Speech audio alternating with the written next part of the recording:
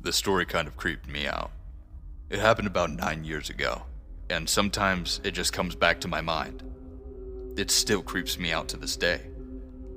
So, I was on an adult dating site, one of the fetish types. I know. Don't judge me, please. I was just looking for some fun, if you know what I mean. Anyway, I was stupid, and I gave out my information. I gave more information out than I should have. I was chatting with a guy, and he had asked at some point where I worked. At the time, I was working at McDonald's, so I told him. He asked which one, and I stupidly told him.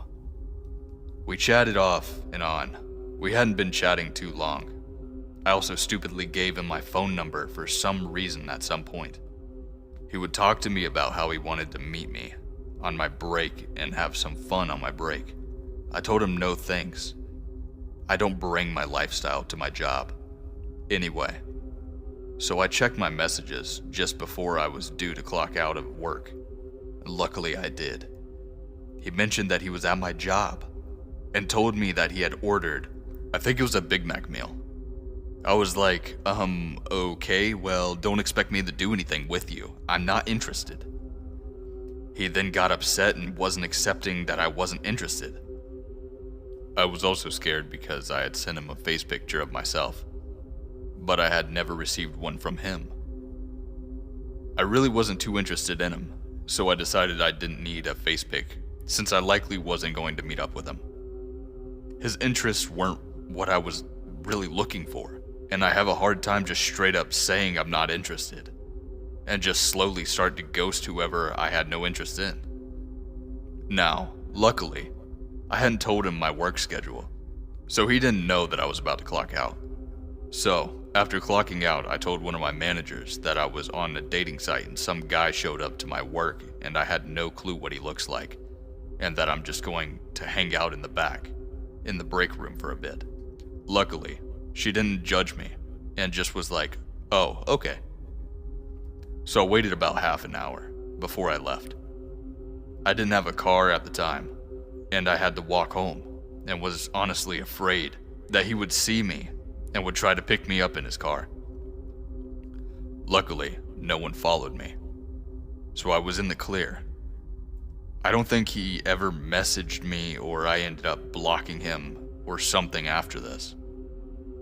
I don't know if this really is creepy, but it just creeps me out for some reason that some random person just decided that he would show up at my job and expect me to just want to meet up with him.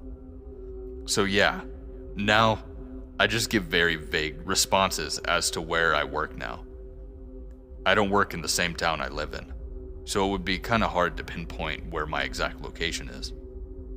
This opened my eyes and made me more aware of my information that I give out to strangers. So to you, creepy guy, let's never meet again.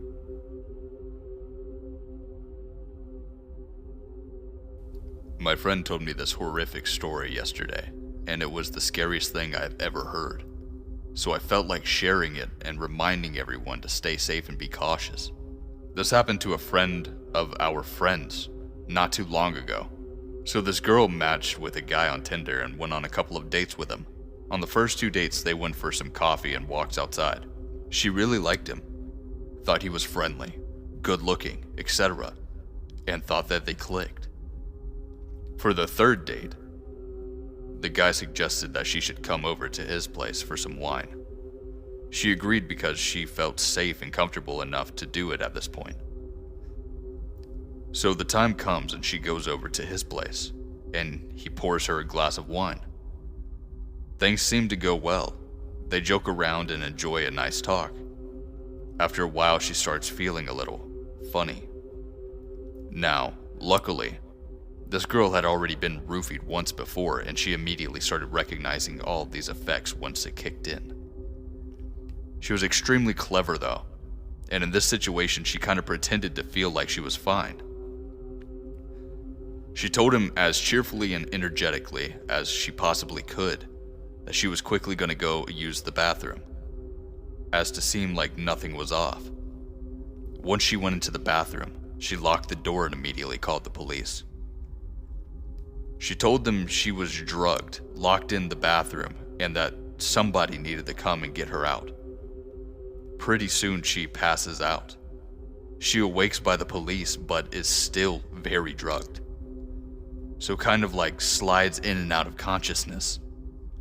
All she remembers is the police putting a bag over her head as they carried her out. She was saved.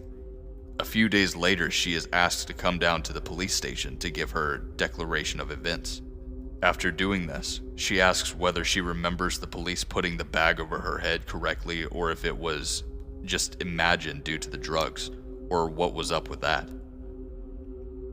They tell her that, indeed, they put a bag over her head because they decided that it would have been too traumatizing for her to see as they carried her out what he had prepared to set up for her in the living room. It sends shivers down my spine. The guy ended up in jail, and to this day she doesn't know what he had in mind for her, but it's clear that it was very messed up.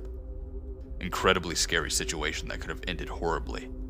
Please, please, please, always let someone know when you plan on going on a Tinder date, even if you feel safe. Even if it's your first date, always ask a friend to call and check up on you during and after to let someone know you're safe.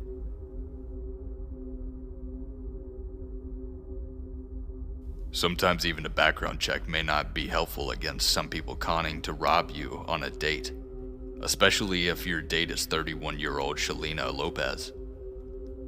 And an unidentified California man met Lopez on a dating app called Meet Me.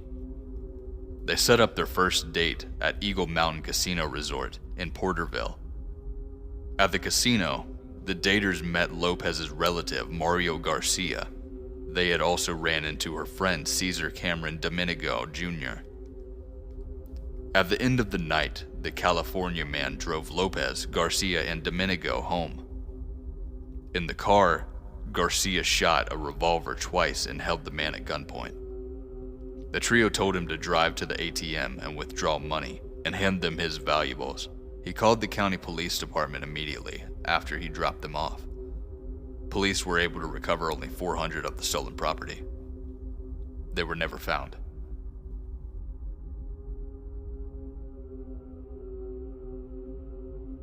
So, I had met a guy on a dating app and decided that I would have him come over. The guy came over and he was very attractive. We had done things. That's all that I'll say. And then we went to sleep.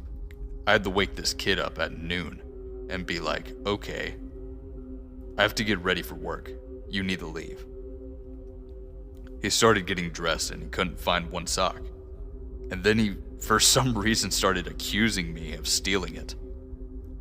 He searched through all of my drawers and dumped out my dirty clothes, looking for it. I ended up finding it weeks later in my sock drawer. I kind of think that he planted it there, but I wasn't sure why. So finally, he starts to leave and his car gets towed because he was parking exactly where I told him not to. Looking back, I would have just told him tough shit at this point. So I got him an Uber and went to work, but I took him to where his car got towed so he could get it back. And of course, he doesn't have his wallet. So I had to pay for it and sign for it because he doesn't have an ID on him. But apparently, the car place didn't take any type of card. So we had to go find an ATM and get cash. So he finally gets his car, and I'm already like 30 minutes late to work. And he goes, okay, I'll call you later. Or maybe I'll see you tonight. And I just said, never talk to me again. He texted a few hours later and said he lost his stylus for his phone. And I blocked his number immediately. But I'm pretty sure he was the one that was at my door the other night. Thanks for watching, I really hope you enjoyed it. If you made it to the end, I've actually got some stuff that I needed to tell you. So instead of me doing like the countdown stories, I'm probably going to start also adding in longer stories that are just single stories that have a lot of details and creepy factors. I'm trying to expand in different types of horror slash uncomfortable situations and anything in between. So if you enjoy these types of stories, make sure to let me know in the comment section below. Also, to help the channel, make sure to subscribe, turn that post notification on, and like the videos. I tend to try to communicate with everybody on here. So, with that being said, make sure to check the links in the description. All of my accounts are in there. And also, stay safe, stay scary, and I'll see you in the next one.